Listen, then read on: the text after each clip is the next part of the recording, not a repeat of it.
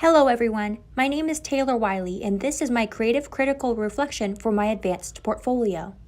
Question number 1. How do your products use or challenge conventions and how do they represent social groups or issues? For my project, I used various codes and conventions throughout to create meaning and to also attract my target audience. Since I chose to create 2 film trailers for my video production, I did not want to challenge any conventions, so I included everything that a good film trailer must have, such as including the studio and production company titles at the beginning of my trailers to inform people of who is responsible for creating the film, which is me of course, the names of the characters as well as who voices them, and lastly, the title of the film is shown dramatically, and the release date is shown as well as the end credits. The credits include all the information. Because I had made film trailers, I had to design a movie poster to go along with them. My movie poster includes all of the conventions of a normal movie poster, such as awards displayed either on the top or the bottom, the name of the film somewhere in the middle, the top, or the bottom. I chose the middle. The actors, and in my case, voice actors that contribute to the movie somehow, and I put my name at the top between my 2 main characters since I play all of my characters' voices. The release date and how you can view this movie is shown at the bottom, as usual movie posters show them, very small text. And all of the credits are shown in the middle with my name as director, costume designer, music maker. I do everything that contributes to my film trailers. And I tried to use the same colors as I did inside my film trailer, and I like to use a lot of blue because it signifies the future, space, that kind of thing. Also, notice the silhouette of the buildings on the bottom. I made them black so that the release date and the see it in real 3D and IMAX would pop against that so you could see it well. I wanted to make my 2 main characters very large and take up most of the poster. As you can see, their faces are towards the middle, and that's Brinley on the right, that's Kurt on the left. And Brinley is the main character. Kurt is more of a supporting character, but they do that for films anyways. They include the core group of people. Moving on to my 3rd product, which is my website. And as you can see here, this is my homepage. I included the title of what it is called, and the background is my 3 characters. And I thought that would be very good to include who is in my animation right away, so it would look fun and enticing for my target audience, which would be people that enjoy science fiction themes as well as fun cartoon-looking characters, which would entice my younger audience of children and young adults. Of course, any good website needs to have a very good structured layout, so at the top you can see my title of the website along with my cutout logo type thing, and I have a few different tabs that locate all of the different things you can click on and find out more information about my film trailers, other events, a contact us page, other news and events for the public, and an about the author page, which I thought would be really neat to include considering my narrative was based upon the book I created called The Aperture Gem. I also included the link for that, which is their Amazon.com lovers tab, and that takes you right to my book, which I will get to in a moment. This is still on the home page, but when you scroll down, you find these 2 videos. One of them is the film trailer, the theatrical one. I included it via YouTube so that anyone who comes across my website can view it very easily and they don't have to look it up elsewhere. The same goes for the behind the scenes video. That was not part of any assignment or anything I was given. I decided to do it on my own because I thought that would be a very interesting factor to include, describing how I do all of my work. I included the links to both videos since my account is private, so you can't view the video on normal YouTube if you search. But I made it unlisted so only people with the link can view it. That's why I included them in here so I wouldn't get plagiarized by someone else and they steal my idea. Relating to conventions of websites, websites love to use multiple media platforms to distribute their products, such as film trailers. So for my film trailers, I had to include videos of it, not just videos, but getting onto the awards now. I created a few fake awards to make my film trailers seem more realistic, as they, of course, are reviewed by film critics, film industries, and Rotten Tomatoes as an example. And that would just make the scene more realistic, as well as incorporating that aspect of a convention of the websites. They have to include those so others will see how highly this film was rated and they will want to watch it for themselves. I made my ratings very good. I based these awards that I created off of real ones from multiple industries that reviewed other films. And I copied down how they did the 5 stars inside of the olive leaves. Olive leaves are very popular for reviews. So I went into my Canva app on my phone and I created it that way. So I thought that was a very interesting touch and another way to use a convention. I decided to add customer reviews because all websites have a section for writing reviews, giving responses, feedback on products that are sold. In my case, it's the film trailer or the film. So I made 4 different people, various ages, genders, locations in the US, leave a review, comments, and a rating for my film trailer. So the first person to have is an older lady, and she gives a little description of what she thought, just as a real website would. So these are my fake reviews. Again, I use Canva to create the circle outlines of the people, as well as an eraser app, because I had to take actual photos and cut out a circle to make it look like a profile picture. So again, there is another convention of a website integrated for my own. I decided to include a Meet the Author section of my website. Now, this did not have to be done. I decided to challenge the conventions in this own way because I created a book. Now, some websites actually do use this. I take that back. They include things about the author if their idea was based off of a book already existing. So right here, I just include a little bit of background information. Of course, it's about me since I was the author originally, and I just took that idea and decided to transfer it into the form of 2 film trailers. So here you notice I write in the third person since I don't want my website to seem like it was run by one person. I wanted to make it seem as if I had a whole team working under me. So I wrote it in the third person for that purpose, and that follows another convention because websites normally for films are run by multiple groups of people that are good at different areas.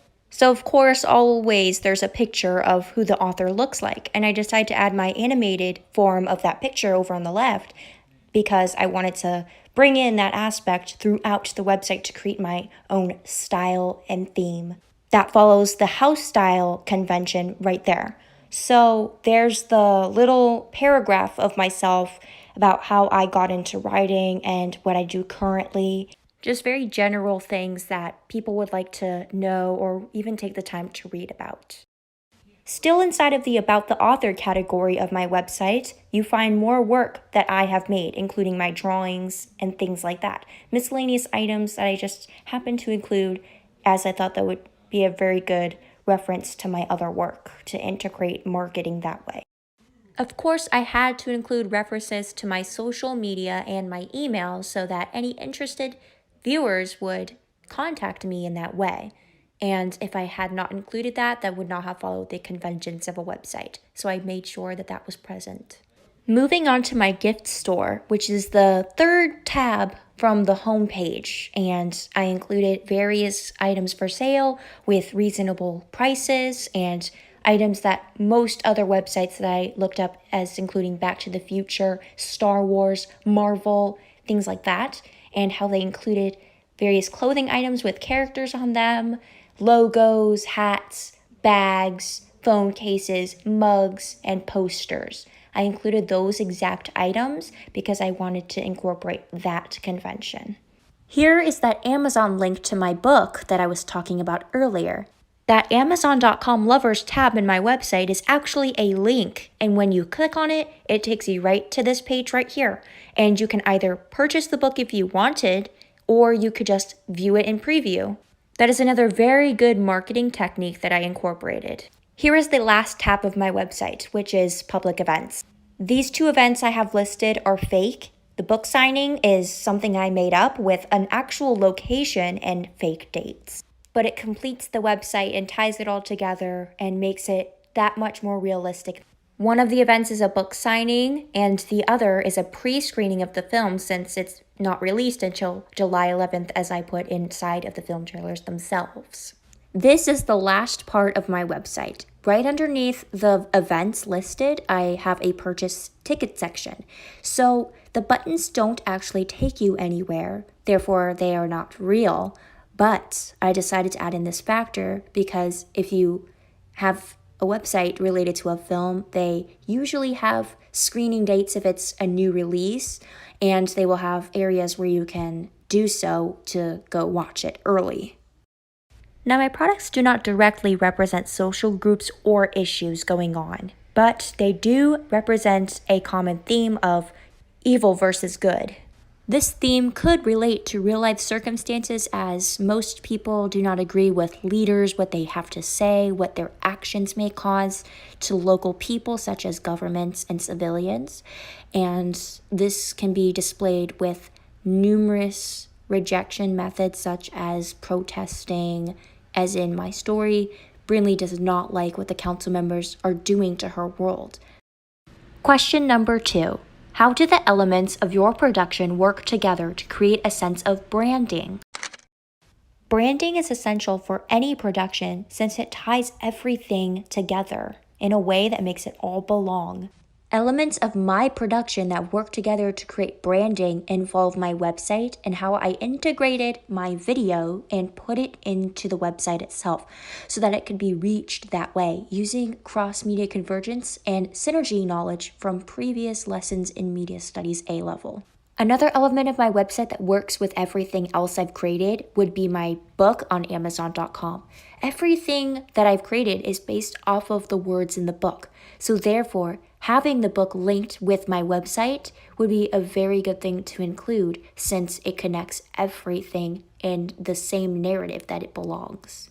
The reason I added in all of my drawings that I've created prior to this production so viewers can recognize my style and my way that I draw things, and that they know that this is all about art, creativity, and drawing, so that no one gets confused and thinks that this is something that it isn't, like photography or fashion. So that is why I have to repeatedly use these elements throughout all of my software programs and platforms that I create my film trailers upon. You can see that I keep the same style of cartoon characters that I have in my film trailers on everything else, such as the banner on my website. The videos that I uploaded to YouTube also have that, and so does my movie poster. Question number 3. How do your products engage with the audience, and how would they be distributed as real media products? For any production, it needs to connect with the audience in some way and make them feel included, or else they will not be interested in looking further into what your products have in store for them. So here in my website where I included a Contact Us tab, I wanted to be able to give the audience a way to connect and share any feedback, suggestions, questions, or just praise for what they have seen. Mainly where I engage with my audience is on my website since there are interactive features involved, as the film trailer and the movie poster are more for looking at and viewing.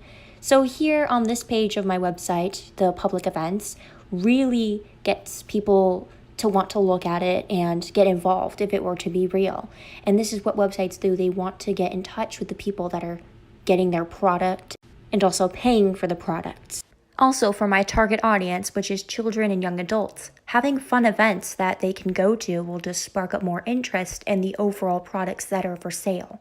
They will be more enthusiastic when viewing my products and my animation, thinking that they will get a sense of joy and excitement. If the audience is dissatisfied, then something needs to be altered or adjusted. So the audience will feel more appreciated and valued if they are included, and that is my end goal. My products could be distributed as real media products by selling these gift store items for the prices listed, as most companies that make films do the same way. As Marvel, they are featured in Target, Walmart, toy store locations, and they make revenue that way. And that is one way for their movie or film or TV show to be marketed through those products. And I could sell all of these and wear them, and other people will be able to see that this came from my movie with all of my logos, the characters, and everything that's involved. Another way my products could be distributed as real media products would be that my book, The Aperture Gem, is available for Amazon.com. So from here, audiences can actually purchase my book and read it for themselves. Then they will be able to understand exactly what my film trailers are trying to get across. And of course, if my film were to be an actual one, it would be distributed through various cinemas, movie theaters across the globe, not just confined to one area. And they would also be distributed on YouTube, but you would have to pay a good amount of money if you wanted to watch it, or at least preview it for the first 10 minutes. Another way my product could be distributed would be through television broadcasting, so viewers could watch it that way. Of course, they would have to have a fee in order to watch it, but as soon as it comes out of the theater, viewers would be able to watch it for free, only if it was being broadcasted as do normal movies. Question number 4. How did you integrate technologies, software, hardware, and online in this project? I used many media platforms for creating all of my projects, including my film trailers, which I used Flip-a-Clip for. And as you can see here, this is the behind the scenes video I created in which I describe everything that is featured inside of the app itself, such as color palettes, different pen types. Of course, you have the frames, and you can adjust the speed of the frames. You can add in music, and of course, when you go to color it, it's just a very simple fill color with that paint bucket at the top. And that is how I get to color very quickly, considering I have to include a lot of extra details, such as the freckles on Brinley's face and the other tones of color in her hair. So I analyze in that video all of those aspects and how they work together to create meaning inside of the film trailer itself. So I thought that was a very interesting touch to add into my website so that viewers would be able to understand everything that is going on that much better if they were confused previously. I integrated many other platforms that I will get to in a moment that are involved in the film trailer itself, which I think is a very good use of cross-media convergence. It just shows how it all works together. Another media platform that I used to create my music soundtracks for both film trailers is called Music Maker Jam. And I have previously used this app because I was very bored when I was homeschooled. So I would go into this app and compose my own music for free, and it is a very easy way to do so. So here is all of my songs. I had to create many different versions of the same songs until I was able to get the sound that I wanted. And how it works is when you go into composing a song, you can add in all of these different instruments, considering what type of music genre you want to include, and you can integrate many different genres, and they all work together to create beautiful music, and you can make the songs as long as you want. I make mine the same amount of time that my film trailers are, and the amount of time the songs were actually set up my time frame for which I was going to do my trailers. And you do not get copyrighted for using any of these things in any way unless it says it was used by another artist on the app, which I did not do. The app I used to create the title of my film trailers, the release dates, the end credits, the thumbnails for YouTube, and of course my banner would be Canva. And Canva is so good to use. It's a very good tool to have under your belt, since for me, I was able to create all of my merchandise, my gift store items on here, and you can see this is a blank template. This is just how the format works. It's very simple and easy to figure out. You have text, images, illustration, shapes, and logos listed on the bottom. And here are all your fonts. Most of them are free, but there's a good amount that have to be paid for. But that's okay because I found all my fonts for free. And here is how I was able to make that background for my 3 characters. I just took the cutout characters and pasted them onto the background with this app. The app that I used to create my film trailers, at least to include the edits, is called Viva Video Pro. There is a free version, but I wanted to get the pro one because you can have videos that are longer than 5 minutes and have access to all of the technology involved and the features that you can use, such as transitions, different themes, musics. And here you can see all of the frames. And this is actually what I have been using to create this very video that you are watching. And I thought that was very neat to include this into the photos here. So there are the special effects, and those are just one category. There are different categories you can see at the very bottom. And then here is where you can include transitions from scene to scene. And that's how I got all of those transitions from this video come from this app. So I wanted to include that. The last media platform that I used to help make this project as the best it can be is my blog, of course, where this video was posted. And as you can see, I included everything that I have documented over my process. I have very detailed posts that explain everything and have pictures that help you visualize what I'm trying to say through words. And I wanted to include every detail of my experience using all of these technologies and how they all work together. The reason I know so much and I have been able to find all of these very useful apps and programs is because before I went into high school, I had been homeschooled ever since I was 6 years old. So I have learned to be independent and find out what I like to do. And when I was little, I would always see YouTube videos of children playing with toys. So I would play with my own, and I decided that I wanted to have a video of them. So I started filming with my dad's phone. And ever since that moment, I was hooked on making videos, and I decided to find some apps. I did my own research on Google Play before I had my iPhone, and I found Viva Video, which was the first app that I ever used. So that's why it is still with me to this day, and I love it so much. But as I got older, I went away from doing videos of toys, and I found interest in other things such as drawing tutorials, and I even did vlogs for a little while. I actually had a previous YouTube channel, but then it got too crazy, so I decided to cancel it and move away from that and focus on more important things. But I would get very bored in the mornings when I had nothing to do since I was homeschooled and I didn't always have a lot of busy work. So I would go to my phone, and since it was just my dad and I would look up different apps, different ones that I just felt interested in trying out. So I came across Music Maker Jam one day when I was 12, and I started making music. Before, the music was not very good since I was new, but all of my skills from everything I've mentioned have developed so much over the past year. And my animations have improved that much more as well. So I thought that would be something interesting to add to this video so you would be aware. And that concludes my creative critical reflection as well as my analysis of how my production skills have developed and changed throughout this year.